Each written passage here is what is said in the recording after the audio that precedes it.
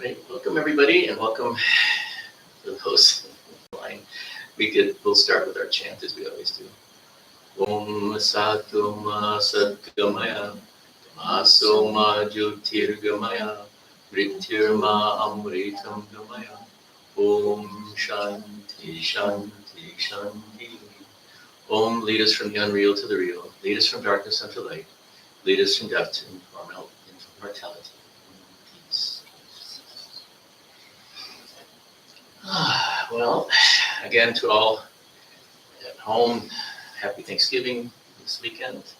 It's actually a very unique holiday that America kind of created, this Day of Thanks, which is very sweet. It shows the deep religious roots of some of the first founders, and the sweet story of the Native Americans. You can't call them Indians. It's kind of a misnomer, isn't it? But the Native Americans really helped the settlers to survive those first winters, and the first winter, of course, or the first winters, and provided them with the ability to learn about corn and some of these things that Europeans had no idea about in the world, and they probably wouldn't have survived without that kindness. Now, I don't know if the Native Americans today feel that they probably, if they regret any of that stuff or not, but there's probably a lot of afterthought about it, but the sweet kindness of that moment is set in time for posterity, and it's kind of a template for what can happen. So this idea of a day of giving thanks set into the American tradition is so special, and a lot of the Indian masters who came to the West really appreciated it and really saw it for what it was. I know Swami Vivekananda, being the first, came, he wrote about his reflections on Thanksgiving and how it was such a wonderful, just a wonderful ideal, this ideal of thanks, and how he was very impressed with the American go-get-itness. He just saw that it was a very moving, fast-paced kind of, but a can-do kind of attitude that was really struck him. I'm sure he was really shocked by the prejudice and all the race hatreds and all that kind of thing of his time, and Yoganandaji after him in 1920 as he came to America. And I think of the sacrifices that these great beings gave to bring the Western world the ideals and the teachings of India. Because if you really think what was in the West, for the most part, before this time, of course there was some saints in the Christian church and some beautiful beings, but it wasn't ancient stuff. It was pretty much, after the Council of Nicaea, what was left in Christianity was pretty basic, and what was left of Judaism after the temple was destroyed was pretty much a heaven and hell. If you're a good boy or a good girl, you go to heaven or hell. If you believe in this, that, or the other thing, you go to heaven. If you don't believe the right thing, then you're going to go to hell forever and ever and ever. And this was the Western philosophy. This was left from the golden ages. It came to us. It was a pretty dire time, I would think, as far as what really was understood. And it really reflected in the horrible times of the Middle Ages and the atrocities and the horrible living conditions of most of the population was pretty much enslaved or just barely making it. There was a few really rich folks that kind of ran the show. And so this idea of America being a melting pot of land of opportunity, and that was always what it was. And for a long time, it really was that. I don't know. Hopefully, we can keep the ship righted so that it still stays this thing. But the idea that the rest, for Europe and so on, where you were born, the situation you were born in India, in some cases, especially in the caste system, that's where you were. There wasn't a lot of upward mobility in a lot of these societies. You were born into your lifestyle. Very few were able to really change from a lower class person to a higher, until the Industrial Revolution, where some of these inventions were prized and people could actually change their situation. And so I just thought it would be really interesting to look at this idea of Thanksgiving as a sadhana. I mean, how does that play into a religious practice, or an evolution of consciousness and understanding, depth of understanding? What are the dynamics of it? You know, we always are taught to be grateful. Maybe not so much these days, but we were always taught, you know, you should be grateful and say thank you and please, you know, in our tradition, in our culture, and I'm sure in India it was the same way, or you're taught to be appreciative and be grateful. But why? Why would it be into your benefit? You know, aside from the fact that it's proper manners and it's right. And so I just thought I'd read some of the things that were said about this by the great beings and the great teachers. And, you know, Paramahansa Yogananda was one of the first Indians that came after Swamiji, and some of the direct disciples that came to America in the 1800s. In 1920, Yoganandaji came, and he was very much in tune with the American dynamism. And he really wrote a lot about his admiration for the West. He'd say he was walking by a street one day, and then the next day come by and there's a new building there. It was just amazed him. And so he wrote this about Thanksgiving. He had a lot of connection with George Washington and some he's written a lot about things, so his appreciation of the founding fathers, the founding principles of America, the deeper understanding of spirituality that America was christened in America and put in place in America, was this mixture of the highest ideals of mankind and the regeneration of the, you know, the higher understandings and wisdoms of this melting pot. But Yogananda wrote this. He said, in America, we commemorate the spirit of the Pilgrim Fathers, the originators of a great democratic civilization, by setting aside, just as they did, a day of thanksgiving to the Lord of the universe. Every day should be a day of thanksgiving for the gifts of life, sunshine, water, and the luscious fruits and dreams that are intimate gifts from the great giver. God makes us work so that we may deserve to receive his gifts. The all-sufficient one does not need our thanks, however heartfelt. But when we are grateful to him, our attention is concentrated for our highest benefit upon the great source of all supply. Only the Lord can be unfittingly bestow on us the lasting gifts of wisdom, abundance, and spiritual riches without measure and without limitations. So this was what Yoganandaji said. And he had a definite dual expression for the most part to his devotees. So it was God and the devotee got, you know, Lord or Divine Mother. And so he wasn't so much talking about Advaita, but he was talking about God in the form of Mother, Father, Friend, Beloved God, and all these things. But he brings about a really, really important point, and that is, it's a dynamics. So if you're selfish, and all you're thinking about is what you're getting, where is your attention? On yourself.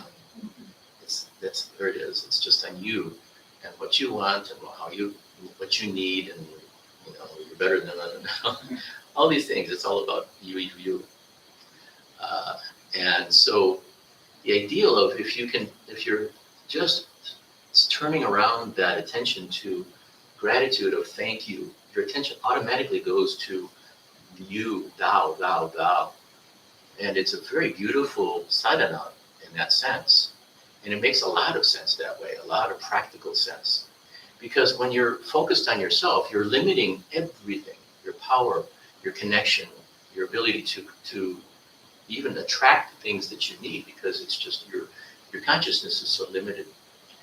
And the idea of just, even if it's just a spiritual ideal of thankfulness to some being out there, that's, you know, that you are appreciating what is given to you. And of course, sometimes we ask for what we want to and all these types of things. But to be thankful is when our attention then goes to that being, that great universal being, instead of just on our small ego. And it's a beautiful sadhana. And unwittingly, you start to become a yogi. You know, you start this ideal of going from just internally selfish, me, what I mean, mine, to you. And the more sincere it is, I think it becomes a deeper and deeper sadhana. So when we're talking about gratefulness as sadhana, it has a lot of layers, and it really depends on where the evolution of the being is. You know, for us, when we're very, very basic, you know, when we're new in this world, if you think about it, God is just that thing that feeds you, sustains you, protects you, and gives you everything that you need. And so this is the basic ideal of a lot of the religions in their very infancy. You know, you have gods and goddesses, and you need to appreciate them. You need to ask them for what you need. You need to sacrifice to them and these and that so that you can get what you want to get or need to get just to survive in this world. And then there's some deeper stirrings of devotion. And gratitude, I think, is one of the basic first ones, which are very altruistic and pure. You know, because if you're grateful, it's really kind of selfless. You know, it has to be by its definition. If you're truly grateful for something, it's a very pure act, and it's a beautiful first act of purification. And it leads to, we talked last week about the 4 yogas. It leads to this beautiful ideal of karma yoga, where you're doing something not for any gain or hope of any gain, but purely as a gift to that infinite, to that infinity that is the Lord, you know, the selfless actions. And so this is from Anandamoy Ma. She says, true devotion does not demand anything. It is not a barter. It is an offering, surrender. So this is kind of what it evolves to, this gratefulness to this, the purification of karma yoga is a very simple one, so that you can, you know, because sometimes we can't love God because we don't know who God is. Sometimes we can't do anything else, but we can do something selflessly. That is the first purification that's actually available to us. Even no matter what level we are, that's something we could do, even without any great feeling. And then of course that devotion starts to get enkindled in us, and that's beautiful. This is also what Ma says too. She says, serve always as if you are serving the Supreme Being. So again, that idea of selfless, the selflessness of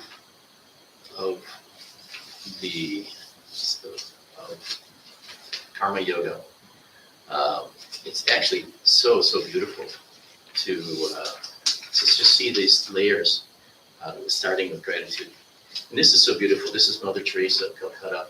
She says, not all of us can do great things, but we can do small things with great love. You know, then you start to get into this really simple devotional ideal of bhakti with karma yoga.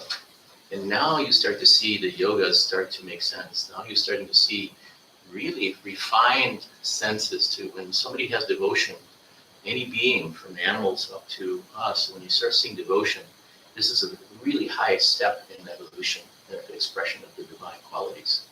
And so this is something that, you know, leads to the ability to have the higher, and the more pure our devotion is, the more pure our karma yoga is, the more that we have the ability to do things in different ways. At first, all we're thinking of is us. And to break out of that, it's really hard because we keep on getting bound up with more of what we need, our desires, our fears, our anger, you know, all the things that kind of revolve.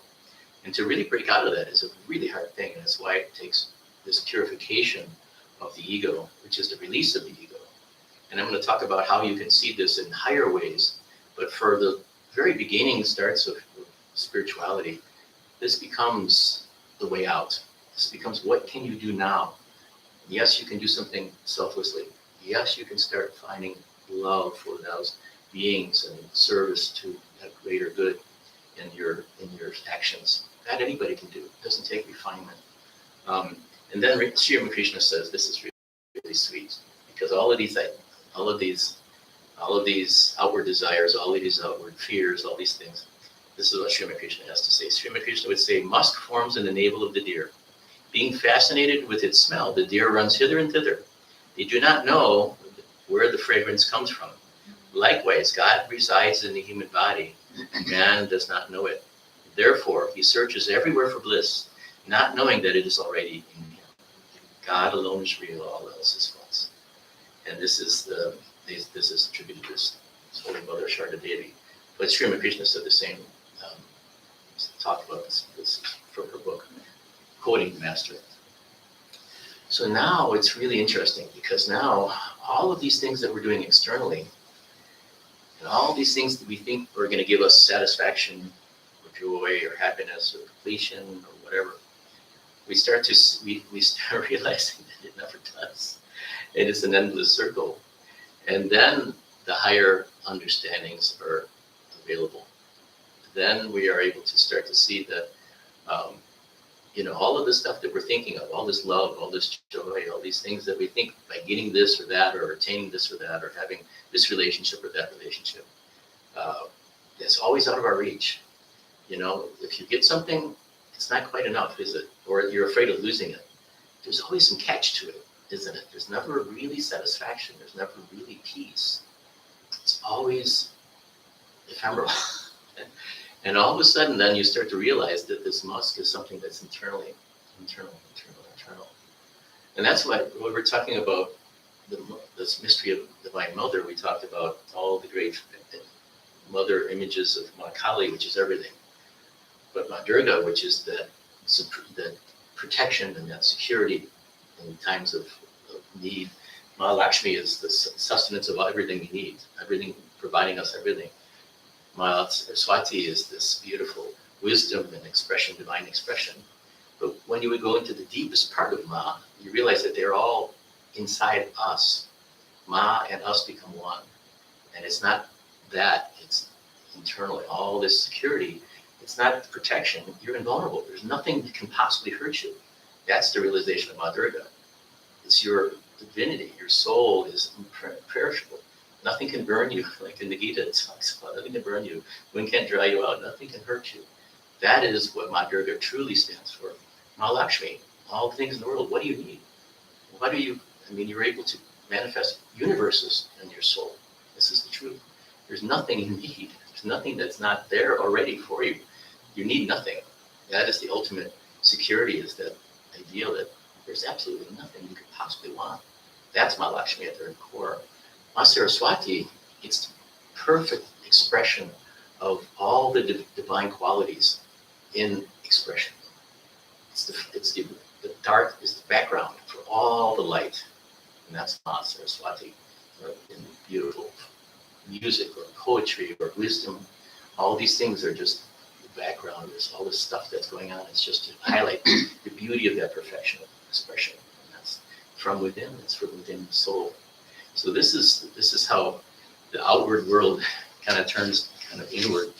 And then Mao talks about suffering, because this is a sign of something that is hard in this world when you start to see it. Yes, you understand, okay, we're supposed to learn that all of this is inside. Everybody's divine. But what about all the suffering we see? How is that possible to, unless you don't have a heart? You can't not see that. You can't not feel that. And so these are one of those things that I don't think most of us could possibly answer. But another way Ma says something like this. She said, the greater the difficulties and obstructions, the more intense will be your endeavor to cling to his feet, and the more will your prayer increase from within. So apparently, in order to be able to finally give up all of this nonsense, there needs to be a degree of suffering and pain. I suspect it's also, to see how people would respond to those sufferings and pain. Does it really affect you? Does it call you to action? There's so much dynamic that goes on in all this. But this is really hard, because the world's going through a very difficult time. And, it's almost hard to even watch the news these days, because it's just horrible suffering. But, when you think about it, the world has gone through these cycles so many times. So many times. And it's like arcing at the moon, it's not going to do anything to, but you can pray for the situation. You can, like Mother Teresa said, you can do small things with great love. And prayer and small little things you do are put in front of you to do, you can do it. And I think that's, that's the ideal. But the tremendous pain and suffering of this world, I suspect, is just because it's illusion. And we can't get attached to any of this stuff because it's just a projection. And so we can never get attached to this, no matter what being we are. Animal, amoeba, a mineral, a flower, human being, divine being. They say they go through the same things. The gods and goddesses go through the same things. I can't imagine that right now. But they have the same issues, and probably in different ways than we do. And this is really sweet too. This is from Ramana Maharshi. And you think, Ramana, when he talks about this, that, there are no others. That's one of his sayings. He said that to Paramahansa Yogananda. Yoganandaji asked him, how do we help others? He goes, there are no others. That was his answer was to Yoganandaji. But this is what he says. He said, you are not instructed to shut your eyes from the world. You are only to see yourself first and then see the whole world as the self. If you consider yourself as the body, the world appears to be external. If you are the self, the world appears as Brahma. And I'll leave with this. Srimad Krishna talked about jnana and vijnana. And jnana is that liberation, that seeing the world as not you, as seeing the world as just the illusion of the dream. But if you see that, you might find liberation for yourself. But it doesn't solve the riddle of this world of pain and suffering. And it's still, if you think about it, it's still duality. If there's an illusion and there's a reality, there's still duality. So if there's non-duality and there's this illusion, in the greatest Shankarian sense, this Tattvamasi, I am that, but then there's other things there that I'm not this, that, neti. So there's still this dichotomy, and there's still suffering there somehow. But what Srimad Krishna had initiated and really brought up was vijnana. Seeing everything, after seeing that true manifestation, somehow seeing everything, even this worst situation of darkness as Brahman, is really the only real solution, the only real cessation of pain, the only real possibility of where there's no hope, there's no possibility of return of pain. Then there's nothing that can hurt you. Because if you're awakened, you can always fall back asleep, right? In some cases, because you were asleep at one point. But with vijnana, it is, in a sense, the ultimate solution to the riddle, where no matter what state you're in, you can't do anything. It's all Brahman in any case.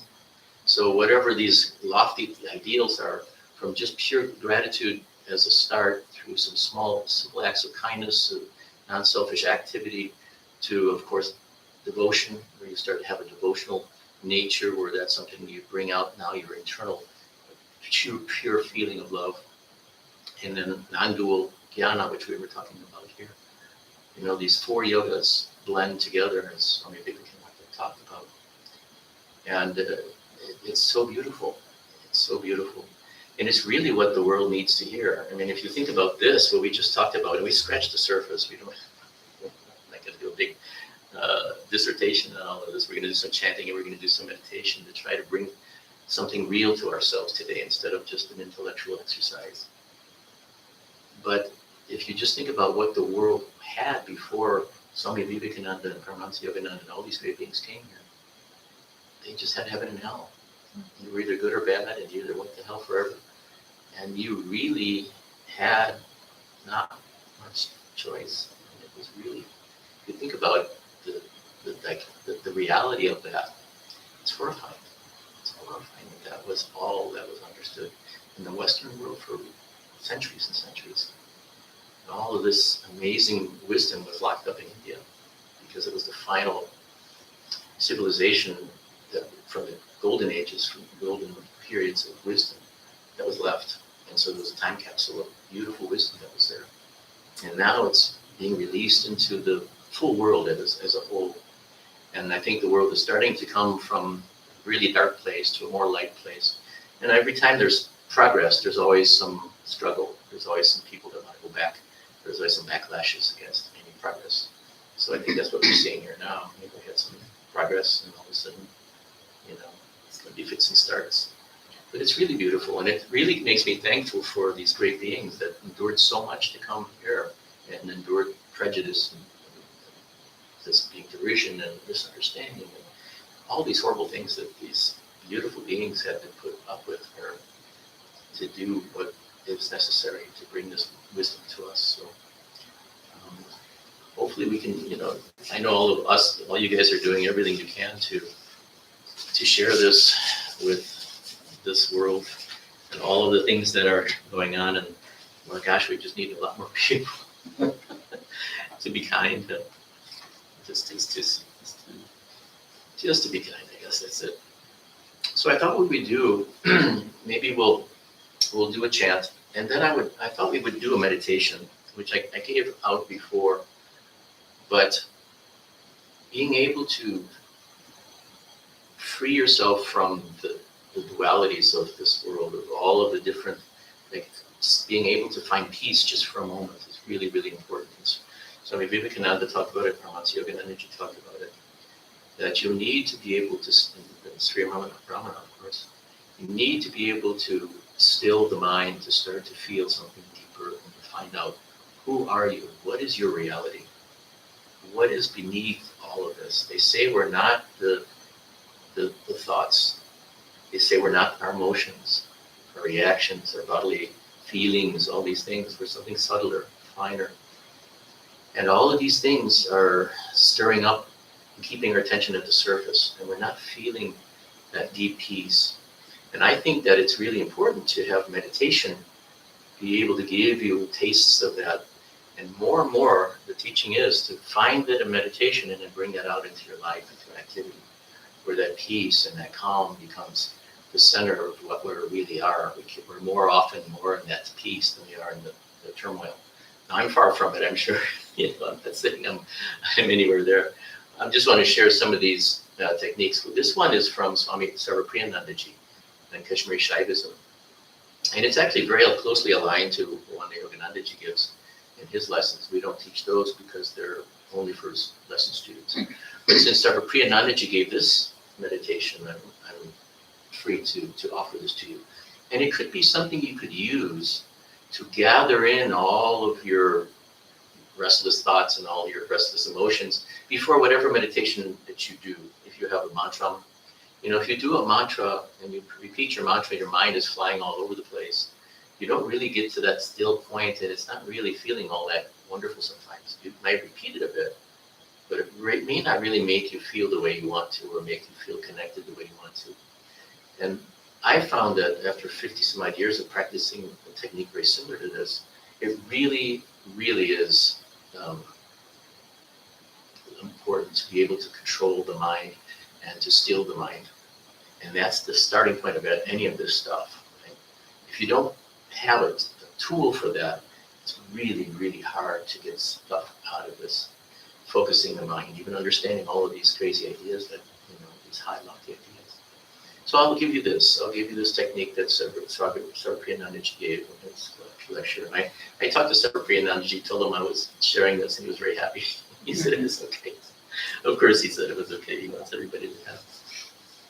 So we'll do this. It's a Soham meditation, and there is a beautiful treatise that's ancient. It's the Yoga Sutras of Patanjali, and all of the Raja Yoga, which is one of the limbs of yoga that we're talking about. This is a very important one, because if you are able to start to control the mind, you really start able to take in control of what you need to in every aspect of your life.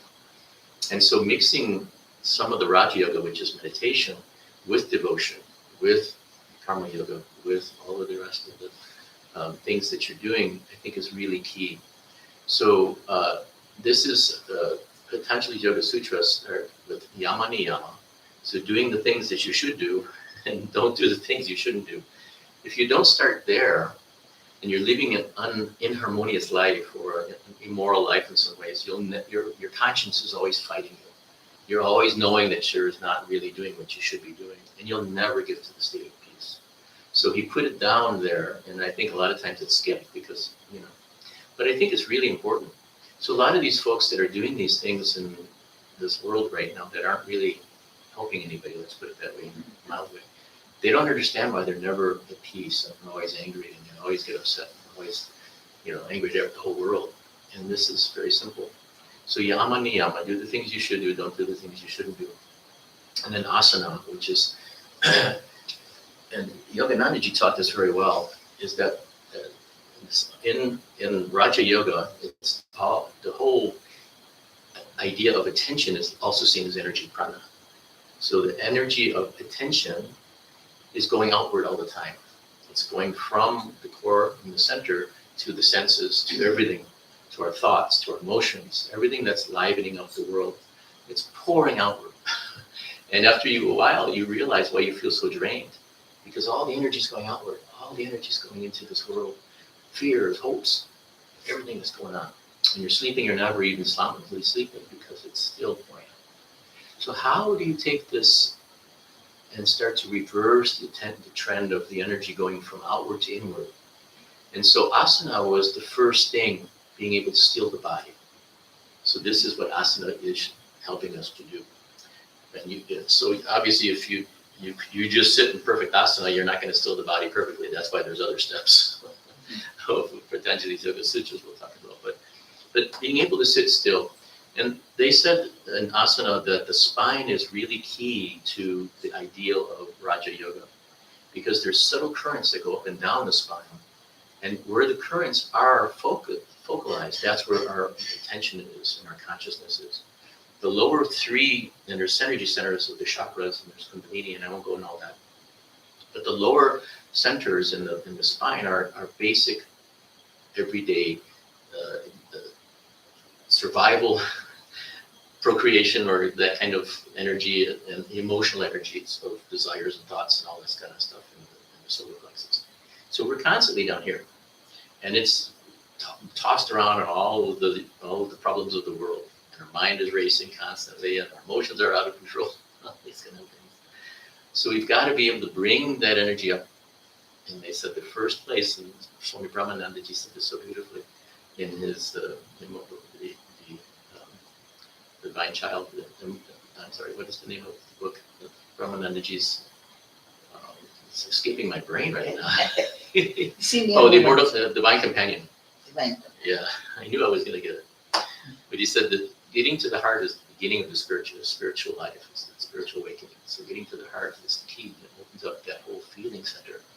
So sitting still in the body is important. If you're on a chair, try to move a little further away from the back. Like, don't sit against the back of the chair, because the spine, the currents are real subtle, and they go up and down the spine. So you want to give them a chance to just go up the spine. And that naturally happens when you have a higher thought or a feeling of devotional nature. The energy naturally goes up. So we want to make it a little easier. So feet flat on the floor. If you're sitting cross-legged, it's different, obviously.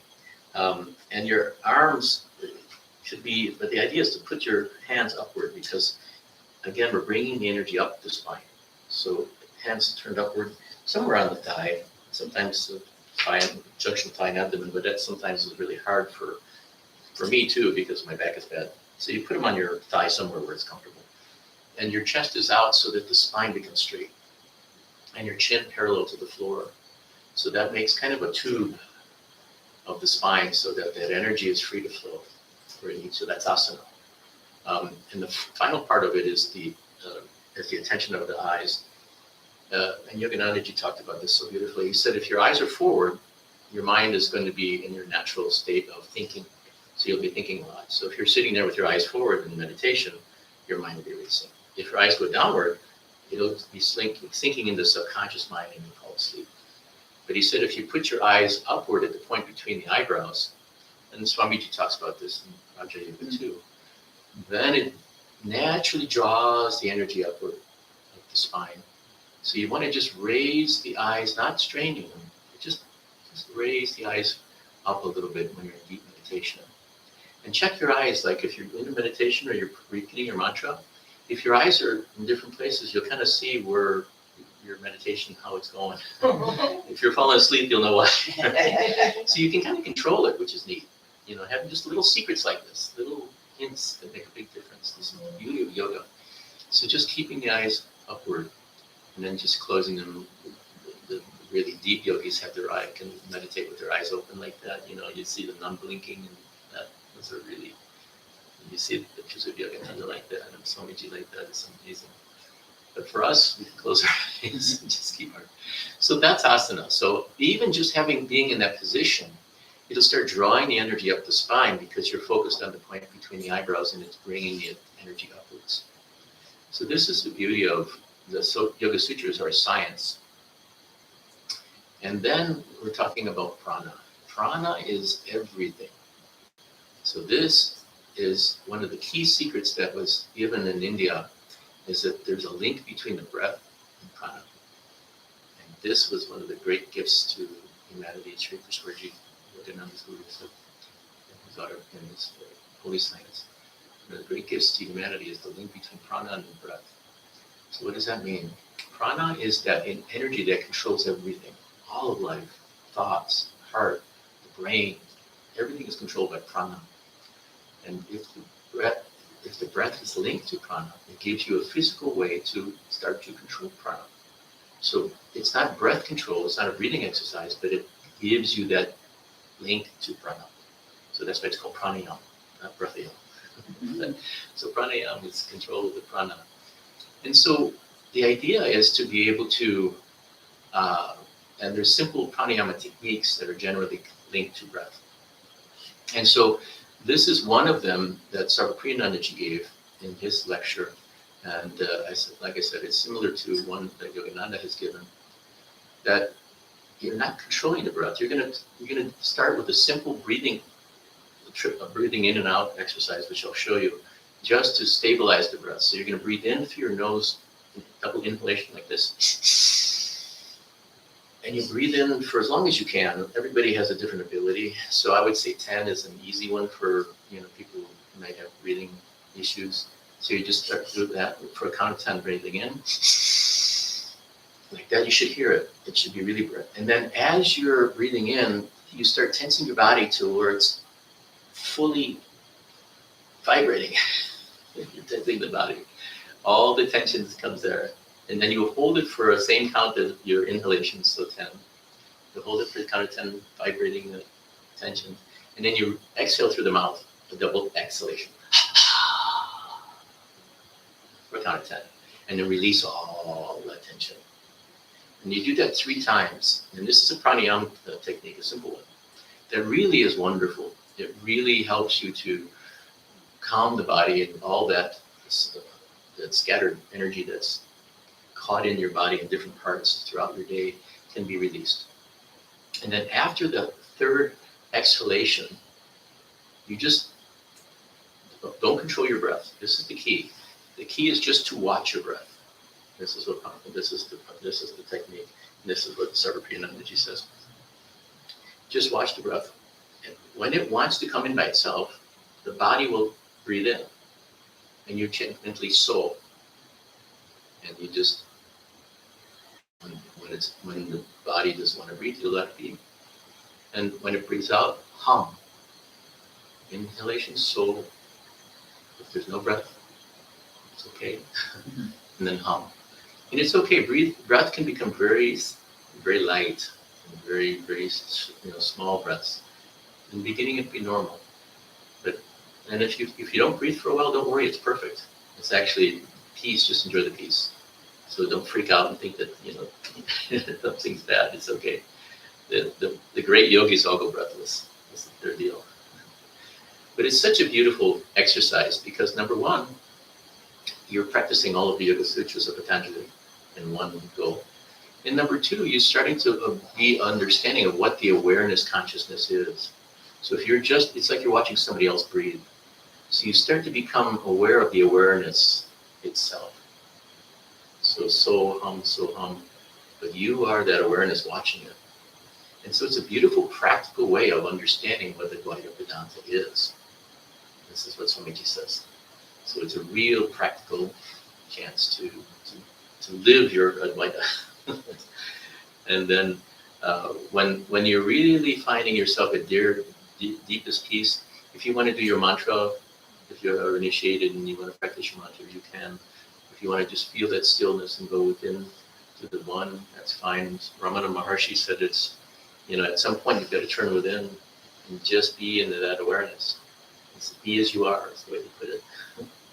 And that utter stillness is the essence of being. And that's what we want to get to. And longer we experience those things. So it's a beautiful technique. And then once we're done with that meditation, I'll start playing a chant, and we'll chant to Divine Mother a little bit. We'll finish it. Okay. So I'll start, just check your asana, your posture, and your chin, your eyes, where they are.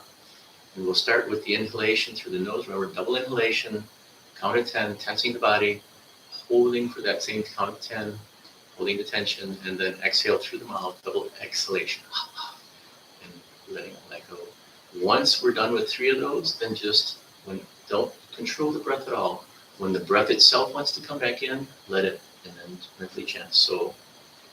And then when it's ready to go out, it'll automatically go out.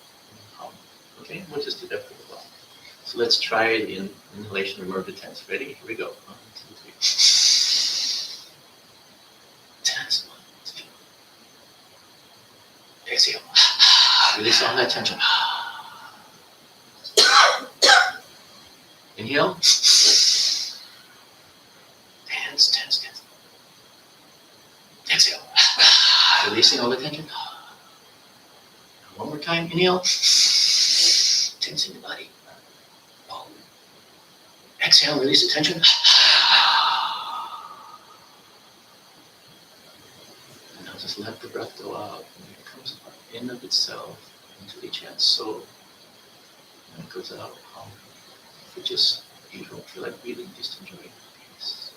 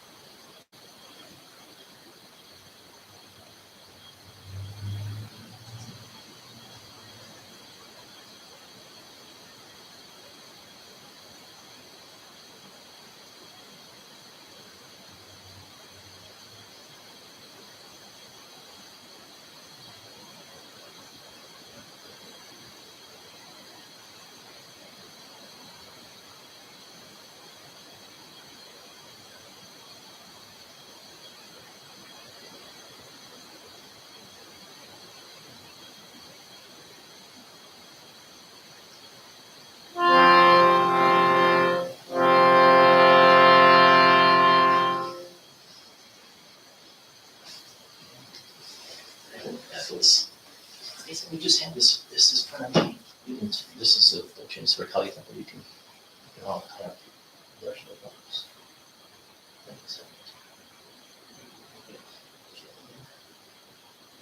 While we finish this, once you guys let take other chance to see my the answers, and I'll finish this off. Pranam Maharaj, Pranam Swamiji. Jai Ma, Jai Ma. Just watch it. You can pass it around, and then you can show people at home.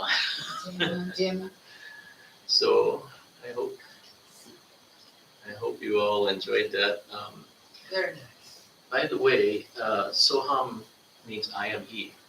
So with every breath, you're affirming the truth of your being, which is really sweet on that. Beautiful, beautiful, beautiful, beautiful meditation from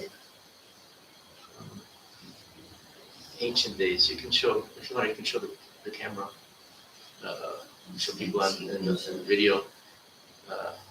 Just hold it in front of the camera and they'll be able to see.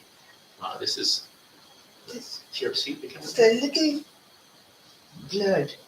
Yeah, but Okay. just show the rest you can't see. Yeah.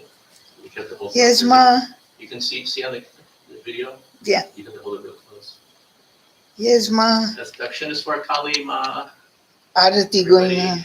Jai Ma, Jai Ma. Jai Ma, We Jai have Ma. to share the blessings when it comes. That's okay. You can hold there until he hangs up. But so it is, I am He, and that is, like I said, affirming the highest truth with every breath. And eventually, the breath starts to become very fine. Did you notice that? Did you notice your breath changed after a while? Did anybody feel peace? Feel a little more calm? Yes. It's a very, very effective meditation technique. So before we'll chant, we'll just do a chant for to Ma Kali, Ma Durga, Ma Lakshmi, and Ma Saraswati. Are there any questions from today? Any about the meditation or anything that we have?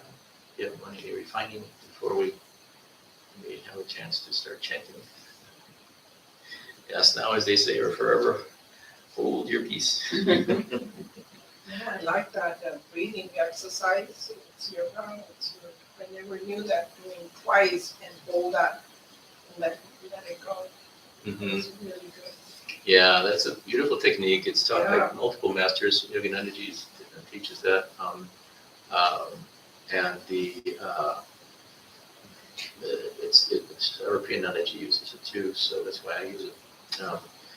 But there's pranayama is so you have yama niyama, asana, pranayama. The next one is dhyana. The next one is pratyahara. Pratyahara is a really important step because pratyahara is when the energy turns within and senses turn off. And you experience it in a couple of different ways. You might feel like you're kind of just floating, like you're not really aware of your body anymore. You're not, how it's normally you're aware of every little sensation. And after in deep pratyahara, it becomes like your body's numb. You don't even feel the body in that sense, the same way, or formed body. And it becomes very deep. And then your attention turns inward. Then it's dhyana and dhyana. Dhyana is one-pointed awareness. So this is when the attention becomes one-pointed. There's no distractions. There's no thoughts. It's just one point. And dhyana is when you turn the attention within. Dhyana meditation. Sometimes they call it dhyana samadhi, but it's not quite that yet. So turning the attention, one-pointed attention within, and then samadhi is the final. Samadhi is the final point. So this is the idea of samadhi is where instead of duality, there literally is only one awareness. So there's not awareness of anything else but that one limitless awareness, infinite awareness. So this is samadhi, everything bringing together in samadhi. So it's non-duality, and it's experiencing that non-duality. And you can even experience a little bit of that awareness, consciousness in the breathing, in Soham meditation because you're just observing the breath. If you really learn it as a technique, you're just not controlling the breath. And when you're not controlling the breath, you're the awareness. And sometimes thoughts will come in and you just bring your attention back to this, the meditation. And then as you go deeper and deeper, Pratyahara is a really good checking point though. Getting to Pratyahara is very important. That shows that the energy is turned within. And now instead of all of the senses, you're not aware, hearing and all these kinds of things, sensation of feeling of the body becomes neutralized. So Pratyahara is a really great measuring stick. So that if you feel Pratyahara, then you've really internalized your awareness and you control the prana. And then Dhyana, Dhyana, Samadhi are the steps of one-pointedness. So this is really the real Patanjali Yoga Sutras, without any modifications, So it's really sweet and it's very powerful. I mean, even you guys, just for the first time, if you experienced it, you see that it makes a difference in your awareness and your feeling, the nerves, the thoughts, the emotions, all that stuff becomes much easier to calm down. It's really part of the science of yoga that isn't really taught very much. And I think it's really hard to just give somebody, like even doing a mantra, if you don't have these skills to be able to control the mind and calm down a little bit, you don't get the full benefit of a mantra because you're still bouncing your mind all over the place, and sometimes you remember the mantra and sometimes don't. And of course, it can be a beautiful thing to, if your devotion goes into the mantra, you go deeply into the mantra. But it's much easier if you use, these principles to use any technique of meditation. So this is why it's usually taught first, this idea of one-pointed concentration. If you read Ramana, it's everything. He almost assumes you can get there, which is kind of, he said, those who are ripe, he called them ripe devotees. They were ready for these, experiencing the self as it is, just turning the attention within. So you get to that point of Dhyana meditation, he calls it Dhyana, and then turning within onto the self and just becoming pure. So he said that you observe the ego with Dhyana meditation, and you realize that there's no such thing. And then you go into what is the source of this awareness? Where this, and you don't do it in a mental way, but you just follow it to the source of this awareness. And when everything else drops away, you realize there's only one pure awareness. And he said, you're always that. You just mix it up with everything else. And so you can't dive into it wholeheartedly and one-pointedly. So this idea of Dhyana meditation and turning it within onto the source of awareness is what Ramana calls Fana meditation.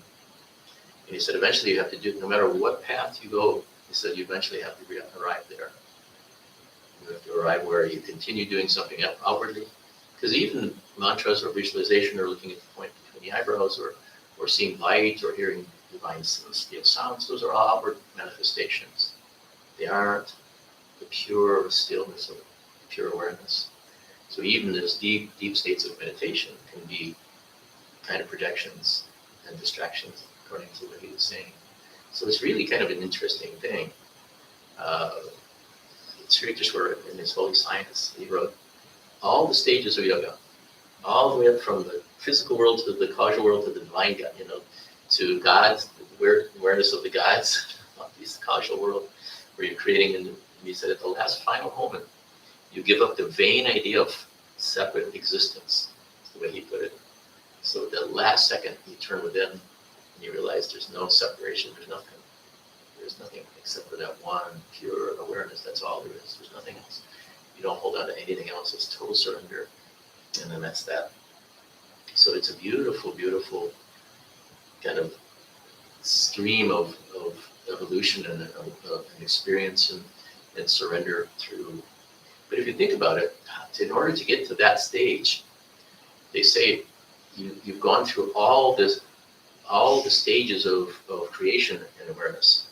So even the elemental stage, observing elements, observing light, observing vibration, and these fundamental building blocks of matter, you've experienced all of those to simple life, one-celled organisms, and all these things. We've gone through that to, the buildings of this, these worlds and the suns and solar systems and stellar systems and all these kind of things. So where there's simple life and plant life and then mobile life in the oceans and then coming onto we've experienced all of the separation of awareness, more and more refined, more and more complex, more and more independent, until there's actual, from instinct to thought to volition, self-awareness, and human beings, and then devas and all these kind of things. But through all of the very final stage of all this evolution is turning the attention within, going within to the source of awareness. It's so profound. It's so profound. It's so beautiful. It's really amazing that these kinds of thoughts were thought by human beings and expressed in the Vedas and the Upanishads. It's truly humbling to understand the profundity of thought that was millennia age old. These are very ancient traditions and books. That this was known as the secret wisdom for so long. So I thought we'd finish with some bhakti. Jeff, one thing, when we are breathing the soham, do we breathe out the hum through the mouth or? No, it's a mental, it's only mental, and it's usually through the nose. When you're breathing by itself, you just let it go. And then the automatic breathing is going to be through the nose generally. So however you're breathing, you just let it happen naturally. She was talking about before that stage where we're doing I and E. No. So she's saying no? No, you don't do soham until you finish the breathing exercise. Okay. Yeah, so the breathing exercise is without any mantra. And you're just breathing in 10, first count of 10, and then holding for a count of 10, and then exhaling. That's without. And then once the breath starts of itself, once you've released the final third breath completely, and your body by itself breathes, then it's so. Yeah, it's beautiful. And then let it go, and then hum. So I am he, it's what you mantra. It's so profound, it's so beautiful. Sadly, you missed it, Ruth, on that. I think you've experienced the Soham meditation before. Yeah. So, yeah. Do you have any questions on that, since we're catching up on the Soham meditation? If there is, just let us know. I want to, since I'll be leaving then after Swamiji comes on Tuesday and Wednesday, I'll be going to India. Yes. Is there any video that I can share with? You know what? I'll try to find where Swami. You can. This is online Right. and it's recorded, Okay. and I've done it a few times. So if you look at some of my older classes, it's done. But I'll send this out to everybody, and it's on YouTube. And by the way, we have a YouTube channel, Las Vegas Vedanta Center, Vedanta Center on YouTube. All the classes of all the Swamis that have ever come here are on there. So you have a library of every class from Medinandaji to Sarvadevanandaji and all of mine. I did a 10-part series on the Ashabhartika Gita, Oh. and that's in there too. The Soham meditation was a part of that. Yeah. Yeah, and that a lot of people seem to like that class. So we'll do something like that when I get back from India. We won't be using the Ashabhartika Gita. We'll be using some other Upanishad or Veda to bring out the idea of this non-dual. But I always like to do something practical, because the danger is to do these things and intellectualize them, and it creates a stronger ego. So you're starting to create this non-dual ego, as they call it, right? That is true. So then you're talking about the self, you're talking about awareness and all that, but you're only creating a stronger perception of it intellectually. So you're not really just going beyond the ego, you're just kind of reinforcing it. And it can be dangerous, because that's why the non-dualism is generally only taught. There's a very strict list of requirements before the devotees generally suitable to be opened up to this non-dual teaching. So they have to have total renunciation. They have all these different things that are there that are in the Vedas and Upanishads. And but Swami Vivekananda kind of threw all those to the wind, and he just said, "Look, I'm going to tell you guys the secrets, and I'm not going to hold them. I'm not going to, which is beautiful. But the dangers are still there. You know, sometimes I go to these lectures and you can just see people have versed themselves so much in the minutia and the different Vedas, and they're memorizing all the different slokas and the Upanishads. And the problem is, and it's really refining a deep, deep ego version of this thing that you're thinking about this stuff and you're reciting this stuff, but just not really surrendering. You know, going beyond the mind is really the key. And so it's something that people have to be aware of. It's one of the traps, and Sarvapriyanandaji talks about it. So when Sarvapriyanandaji started talking about these experiential meditations, which he's doing more and more now, I see, I found it to be so helpful for the average person, because a lot of people have never really been taught to meditate deeply. And so, you know, it's a danger of not mixing all the four yogas together. If you just go right to the Dhyana yoga and you're not really versed in the first three stages of yoga, it can be a real difficult thing, because the ego is really pernicious and sneaky. It wants to create itself solidly and maintain its position. And so it'll become very refined and very subtle, and it sneaks itself into all of these spiritual terminologies. And so the more that people learn these words and the word, you know, memorize all of the different Vedas and the Upanishads and that, it can be a real danger. So these kinds of meditations are great because it's really experiencing it directly. And that's why when we did the Ashtavarka Gita, it was the experiential, I don't remember what I called it, but it's something about the experiencing the Ashtavarka Gita, experiential Ashtavarka Gita wasn't really the. So all we did was we listened to it and we had these meditations and experienced the states of consciousness that, because the Ashtavarka Gita is amazing. It's not an intellectual. Swami Sarvapriyanandaji says that, you know, there's different stages of Upanishads, you know, that you have the mental, you know, and I won't go into all of that, otherwise it'd be another class, but but it's the highest level because it's basically from that state of awareness and talking. So you can just read it and be in that state of awareness. You can't really intellectualize it so much. It's just that state of awareness. So we just read it and did the meditations on it. So it's really good. All right, so let's just do a little chanting and come out of our minds and go into our hearts.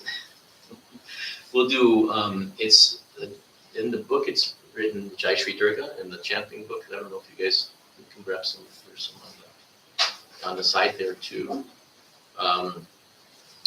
We're just going to do Om, Aim, and then we're going to use Jai Ma Kali, Jai Ma Durga, Jai Ma Lakshmi, Jai Ma Saraswati, and Jai Sardama. Okay, and we'll just do that and we'll finish. And this song is from Krishna Das. We always have to give him credit.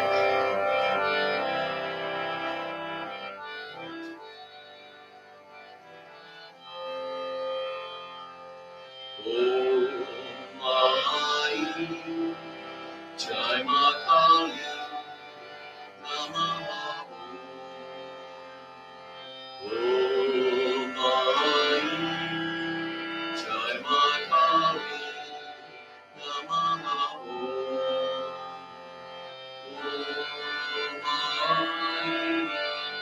Jai Ma Kali, Jai Ma Kali, Jai Ma Kali, Namaha.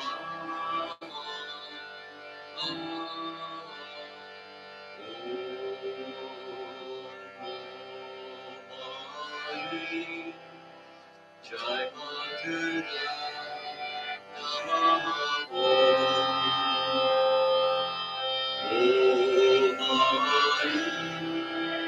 Jai Ma Durga,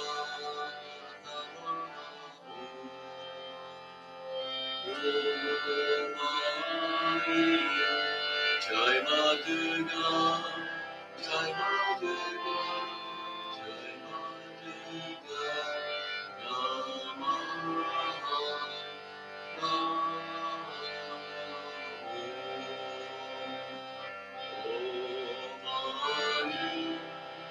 Jai Ma Lakshmi, Namaha.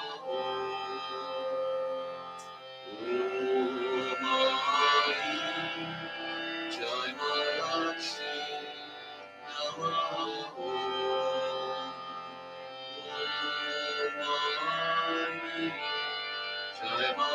Mahalakshmi, Jai Mahalakshmi, Jai Mahalakshmi,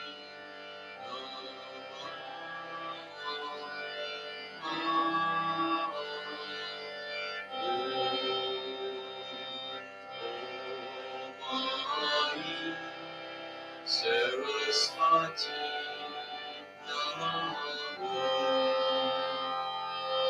Om Saraswati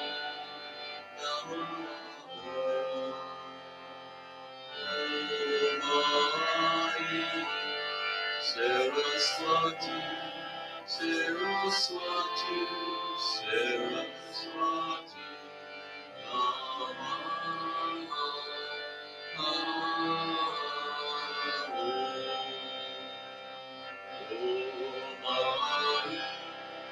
Jai Ma Sharda, Namaha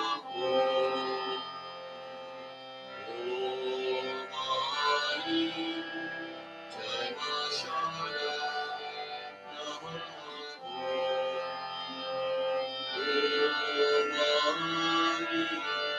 Jai Ma Sharda, Jai Ma Sharda, Jai Ma Sharda,